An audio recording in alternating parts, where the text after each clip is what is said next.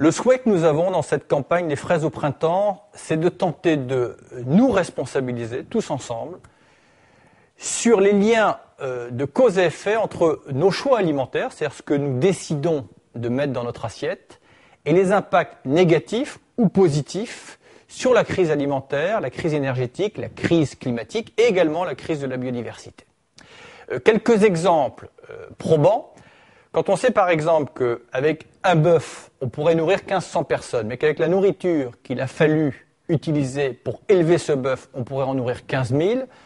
on voit bien dans notre décision de manger raisonnablement de la viande ou d'être des grands consommateurs, on peut accélérer ou amplifier notre empreinte écologique sur la planète et sur les sols ou pas. Quand on sait par exemple que si l'on cède au caprice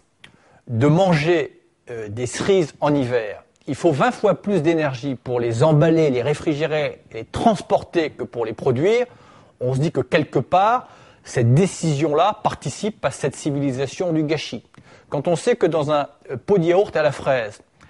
il a fallu faire parcourir parfois plus de 9000 km aux différents ingrédients pour fabriquer ce pot de yaourt et pour que vous l'ayez à disposition, eh bien, on voit bien que cette décision, parfois, d'un pot de yaourt ou d'un autre, peut avoir des conséquences importantes. Quand on sait que certains sojas sont cultivés au détriment de la forêt amazonienne, ou que certaines huiles de palme sont cultivées au détriment de la forêt de Bornéo, où tentent de survivre les derniers orang-outans, on voit bien que tout est lié. L'idée de cette campagne, encore une fois, eh bien, c'est de faire en sorte de briser nos automatismes consumérisme, surtout en matière d'alimentation, où, au-delà des impacts environnementaux, il y a aussi des conséquences nutritionnelles sur notre bien-être et sur notre santé. Le corollaire de la liberté dont nous disposons, c'est bien cette notion de choix. Eh bien, autant en user et en abuser.